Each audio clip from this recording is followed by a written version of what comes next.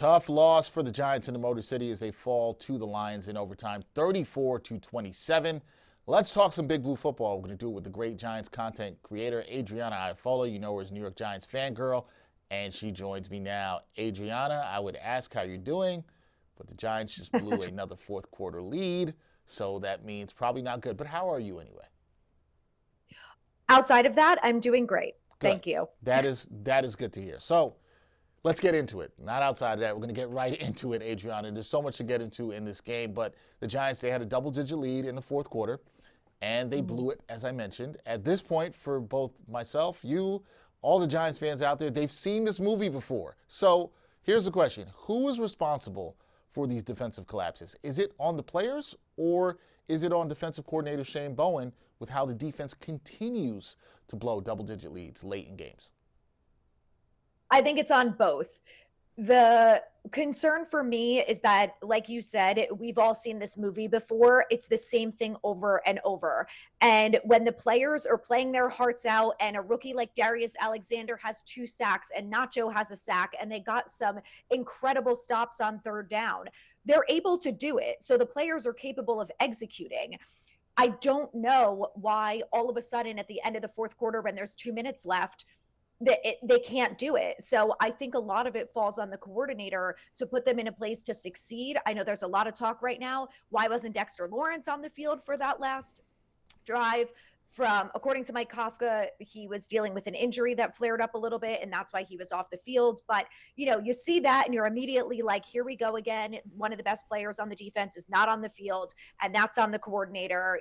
I get it was an injury, but this is the same thing over and over. And when it's the same story with the same ending every single time, you got to look at the coordinator and say, you're the leader here, and it's up to you to put them in a position to succeed. And I just think that the players did not forget how to play football for the last 2 minutes of every game. That's impossible. It has to be. Yeah, and there is question about, I'm glad you brought that up, with Dexter Lawrence not being on the field for that last drive. And we've seen this. This is not the first time we've seen this. We've seen other times this season where certain players haven't been on the field in key situations for the Giants, which has been a little bit questionable regarding Shane Bowen. But you think it's a combination of both. Look, players have agency. They've got to be better, but it keeps happening over and over. You've got to look at the person that might be in charge. Now, speaking of in charge, I want to talk to you a bit about Mike Kafka, because he was aggressive in this game in terms of the play calling. As the G-men, they had 2 trick plays that went for touchdowns. We've now seen him coach a couple of games since taking over for Brian Daboll. Do you like what you've seen from Kafka as an interim head coach? And has he changed anything in terms for you as possibly getting this Giants job and running the ship? What I will say is, if he ends up getting the head coaching job, if he continues going the way that he's going, as a fan, I will feel relatively good about it. I'm not going to be jumping from the rooftops that he's my first pick, but based on the list that Jay Glazer gave, I would take Mike Kafka, and from what I've seen with him, I'd be a lot happier with him than some of those other candidates.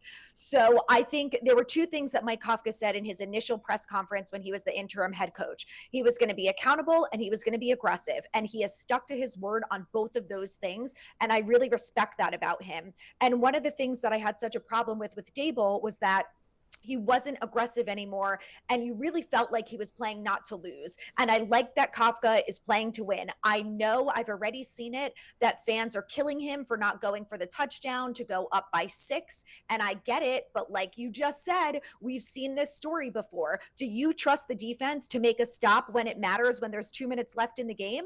I don't. So if I'm Mike Kafka, I'm going for the kill. I want to be up by more points than 6 right there. You got to go for the win there. So I like that he was aggressive. I think it was the right move. Yeah, I almost forgot about that play, to him going for it on 4th down. I liked the call at the time, especially when you're where the Giants are record-wise. I thought it was important that they go for it. Why not? And you're right, he's been true to his word. He's been aggressive, not just with the play calling, but when it matters. And I do agree with you. I think a lot of it had to do with the fact that he did not trust the defense to get a stop, and he was right. Let's talk about the quarterback here, the Jameis Winston experience. It was the Jameis Winston experience is what I'll say today that we saw with the Giants QB. We saw him throw a pick in the fourth quarter, but he did have his moments, including a touchdown reception in this game and one of the trick plays that I mentioned Should the Jameis Winston experience continue, Adrianna, or should the Giants go back to Jackson Dart the rest of the way once he clears concussion protocol? I think once he clears concussion protocol, you have to play him. And I know that there are a lot of fans who say, what's the benefit to that? He's going to get hurt again. But, I was lucky enough today that I actually got to watch the game with Eli Manning, and we were talking about it. And he said the same thing, that those live reps in the NFL are invaluable.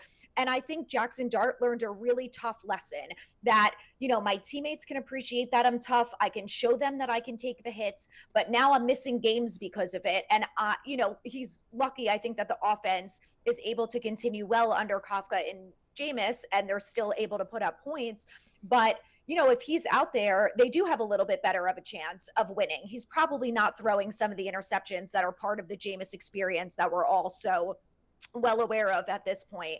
But I think it's a good lesson for Jackson. I unfortunately think he had to learn the hard way, but I think it's really important that he gets those reps, because we all know what the NFL offseason is like. You go to OTAs, you go to training camp, and you go to preseason, and not a single one of those things replicates live regular season reps. And I hope that Jackson Dart has learned at this point how to protect himself, that now he's missed games, and that's affecting him. It's affecting his offensive rookie of the year status. It's affecting his reliability to prove to his teammates that he's going to be there week in and week out and live to see another play and help them win games. So I think all of those things are really important for a rookie to learn.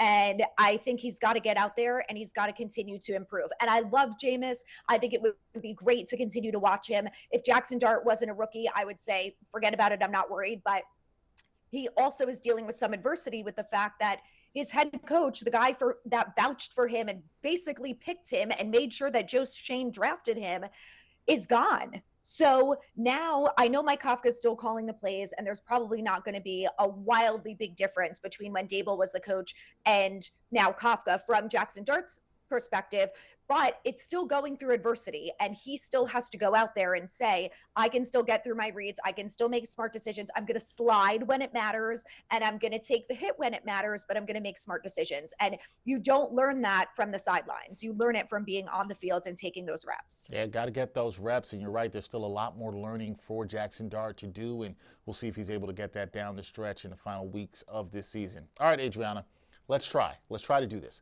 Let's try to end on a positive note here. Are there any positive takeaways in your eyes after another disappointing Giants loss this season that we saw here on Sunday in Detroit? Anything positive that you want to take away from this game? Believe it or not, I have a few. And I think the first one is the fact that they put up 27 points against this Lions team.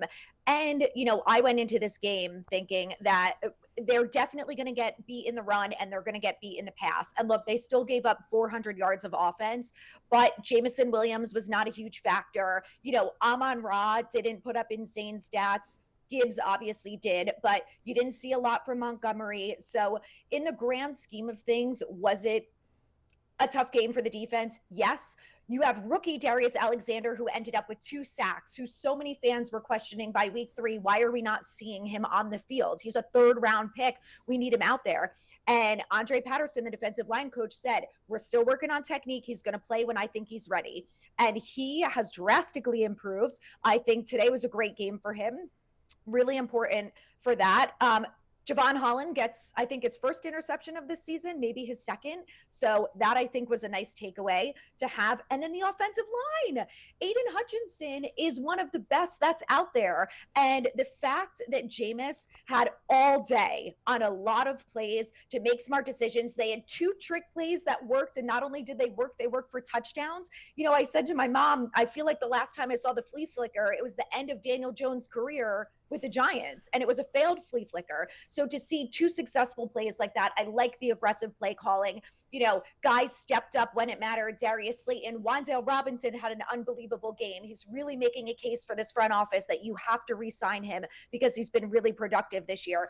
And even Tyrone Tracy and Devin Singletary, look, not an amazing day from the run game, but they were able to put up some yards against this team. And again, they put up 27 points. So it's hard because we're sick of talking about the moral victories. We're sick of talking about the fact that now this team is 2-10. But I think there's a lot of really good building blocks on this team moving forward.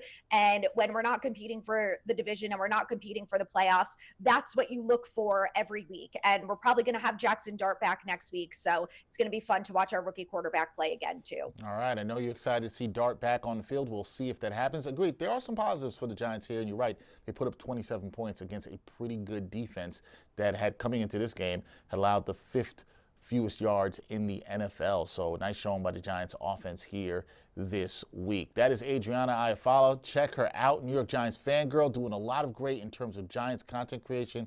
She's one of the best in the game. Adrianna, there'll be a lot more for us to talk about in the coming weeks, but hopefully soon I get to talk to you after a win. I feel like one is coming. It'll happen. It'll happen. So where there'll be no blown double-digit leads, that's what we're hoping for. Yes. So that's what we're hoping for. But Adrianna, appreciate you. Thank you so much. Thank you.